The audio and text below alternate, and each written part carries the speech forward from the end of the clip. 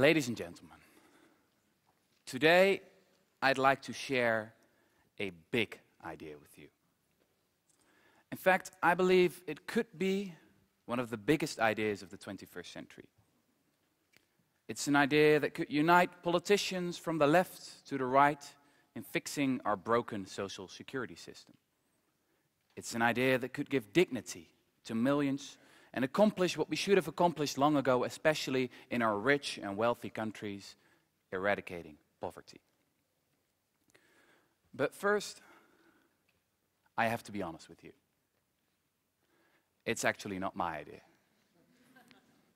No, in fact, it's the idea of this man, Thomas Paine, who sadly wasn't able to make it today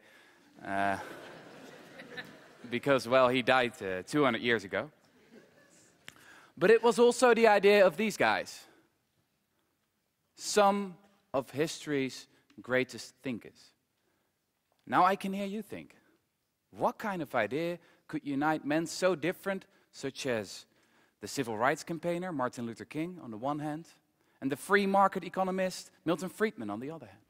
What kind of idea could unite thinkers so different, such as Thomas Paine, who thought that the government is the solution to most of our problems, and on the other hand, Friedrich von Hayek, the Austrian economist, who said that, well, the government is in fact the problem most of the time. What is this idea that goes against the spirit of our times, right through the old political divisions between the left and the right? What is this great idea, this utopian idea that so many of history's greatest thinkers have been dreaming about for centuries, yet which has failed to come true so far? Well, some people call it the Citizens Dividend. Other people call it the basic income. Now, I like to call it free money for everyone. Now, that sounds good, right? I know it obviously also sounds like a utopian fantasy, something that will never come true, especially not in our lifetime. But I want to remind you beforehand, utopias have a tendency of coming true. Just think of how the end of slavery, equal rights for men and women, and democracy, they were all regarded as impossible ideals once. But in history, there is something called progress. So let's start with a simple, basic question. What is the basic income? Well, it is a monthly grant, enough to pay for your basic needs, food, shelter, education, that's it. Now, some of you might ask, don't we have this already? Isn't there something called social security? Don't we have the welfare state? Well, yes, but the basic income is something entirely different. In the first place, it's universal. So everyone would get it. Whether you're a billionaire or a beggar, whether you're a man or a woman, whether you're employed or unemployed. The basic income is a right as a citizen of your country. Moreover, it's also unconditional. So you'll get it no matter what. No one's going to tell you what you'll have to do with it. No one's going to tell you what you have to do for it. The basic income is not a favor, but it's a right. Just like, for example, the freedom of speech is a right as well. But most importantly, in the past few decades, in the past 30 or 40 years, it has become more than just an idea. Free money for everyone is more than just an idea nowadays. It has become a proven idea. As you can see on this map, there have been experiments. This map is from 2012, by the way. There have been experiments all over the world, and especially in the south. From Mexico to Brazil, from South Africa to India, researchers and governments have experimented with giving people free money. This map shows all the cash transfer programs, as they call them, that reach at least 5,000 individuals. And there have also been very large-scale experiments in the 70s, in the 80s, in Canada and the United States. They're almost forgotten nowadays, but they were a big success. Now, what researchers have shown time and time and again, by comparing a test group of poor people who received free money and another control group who was similar so that they could see what the effects would be. Time and time again, they have shown that free money results in, well, lower inequality, lower poverty, obviously, but it also results in less infant mortality, lower healthcare costs, lower crime rates, better school completion records, less truancy, higher economic growth, better emancipation rates, and all kinds of other positive social outcomes. Time and time again, researchers have shown that free money may be the most efficient, the cheapest, and the most civilized way to combat poverty. Now, I'm not going to be able to summarize all the experiments that have been done, of course. So I want to tell you about just one experiment that was done a few years ago in the city of London. Now, this was an experiment with some homeless men. To be exact, 13 homeless men that lived on the streets of London. They were street veterans. Some of them had been living on the cold tiles of the Square Mile, which is the financial district of London, for more than 40 years. And I have to mention, their presence was far from cheap. Think of healthcare costs, legal costs, policing costs. These men were costing the British taxpayers hundreds of thousands of pounds every year. So everything had been tried at that point, and it was time for something new. In the spring of 2009, a local charity decided, well, why not try free money instead? So each of the homeless men received £3,000, cash, no strings attached. They were completely free to decide whatever they wanted to do with the money. The only question they had to answer for themselves was, what do you think is good for you? Counseling services were completely optional. Now, of course, most of the aid workers, they didn't have high expectations. They thought that, well, the men are probably going to spend the money on alcohol or drugs or gambling or something like that. But then something amazing happened. What happened in the first place is that the men turned out to be extremely frugal with the money they received.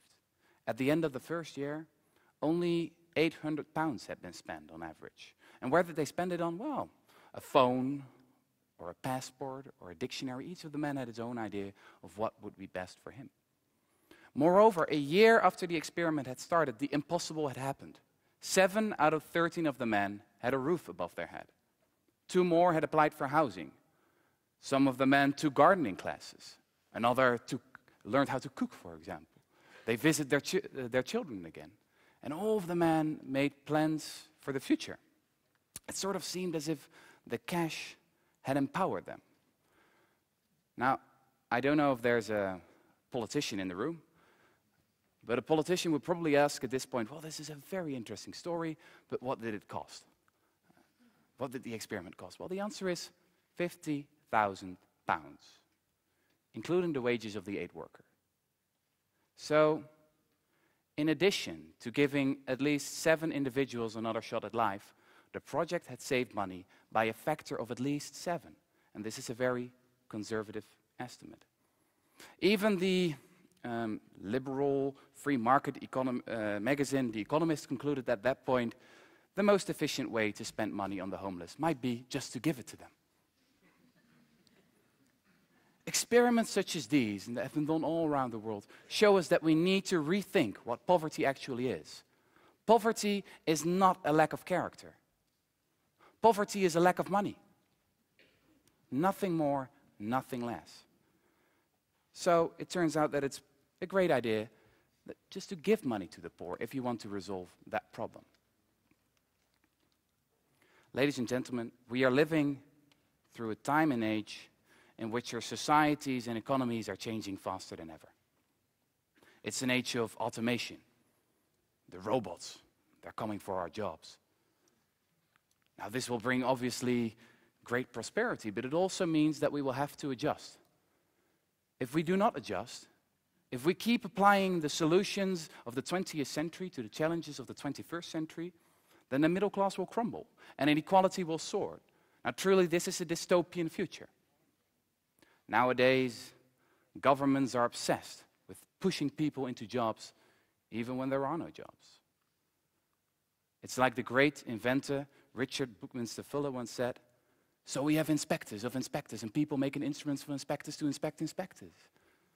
The true business of people should be to go back to school and think about whatever it was they were doing before somebody came along and told them they had to earn a living.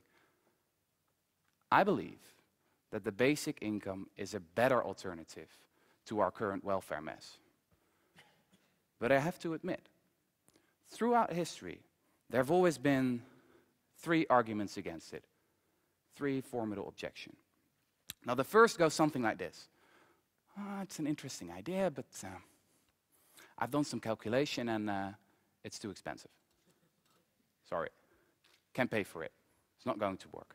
Now, this might have been true in the times of Thomas Paine, 200 years ago, when almost everyone, almost everywhere was sick, poor, hungry, and ugly. But it's not true anymore. As a society, we are richer than ever. I'd like to see the basic income as a dividend of progress. Because our forefathers worked so hard to achieve our current level of prosperity, we can now afford to give everyone a share of their accomplishments. And remember, eradicating poverty is actually an investment. There's one economist who calculated that it would cost about $175 billion to eradicate poverty in the United States. Now, that's quite a lot of money, right? $175 billion each year. But it's only a quarter of the country's military budget. So this is entirely possible. It's entirely doable. And after 10 or maybe 20 years, it will turn out that the investment has paid for itself, because the government will save billions in lower healthcare costs, there will be less crime, and there will be lots of more productive citizens who will be able to fulfill their dreams. So let's move on to the second objection. Maybe that one's better. The second objection goes like this. This is an interesting idea. We might be able to pay for it, but when you give people free money, they'll stop working. You know, it's human nature. People are lazy. Nothing can be done about that. The interesting thing here is that if I would ask each and one of you in this room, would you stop working when I'll give you, about 1,000 euros each month? About 99% of you would say, no, of course not. I've got dreams, I've got ambitions. I'm not going to sit on the couch, no. But if I would ask each and every one of you, what will other people do when they'll receive 1,000 euros each month?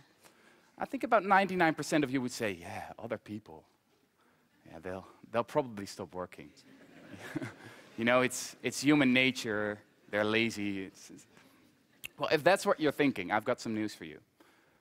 The experiments that were conducted all over the world, and also common sense, actually tells us that most people want to contribute to society. Most people want to make something of their lives. In fact, some of the experiments have shown that poor people, especially poor people, actually work more when you give them a free grant, because it gives them the opportunity to invest in their lives or in their business, for example.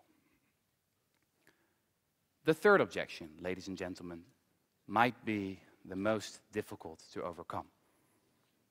I hear people sometimes say, well, this is a great idea. We might be able to pay for it, and I won't stop working, and maybe they want to. But this is too big. Politicians nowadays, they're too busy with themselves, and it's never going to happen. They're short-sighted. This is just a too big idea. I don't think it's going to happen. Well, if that's what you're thinking, I want to introduce you to this man. You know him, right? This is Richard Nixon, the conservative president, the corrupt president, actually, from the Watergate scandal. Yes, it was this man who almost implemented a modest basic income at the beginning of the 70s in the United States. It almost happened. Actually, his proposal got through the House of Representatives, and it hit the Senate floor, where doubts returned, because some of the more progressive senators said, well, this is a great idea, but we want a larger basic income, so we're going to reject this proposal. And, well, we never heard it from again. It's an almost forgotten episode in the history of the United States. But it shows us that, of course, it's possible. Remember, once again, utopias have a tendency of coming true. the end of slavery, equal rights for men and women, democracy, they were all regarded as impossible utopian ideals once. But in history, there is something called progress, however slow and erratic it might be. All we need is a little more patience sometimes. All we need is a lot more collective ambition. Now, I understand that a short TED Talk is probably not enough to convince you that free money for everyone is going to be the biggest idea of the 21st century. So I encourage you to read more about it, to look at the evidence for yourself, and think, isn't it time to update my worldview? As I said, our ideas often lag behind the speed in which our societies and economies are changing. The basic income may not be implemented in the next 3 or 4 years, but it may be implemented in the next 30 or 40 years. Ideas can and do change the world. In fact, history is ruled by little else. It's like the famous Irish poet Oskar Uайлд once said, "Stronger than 1,000 armies is an idea whose time has come." And I believe that in this century, the time has come for free money for everyone. Thank you very much.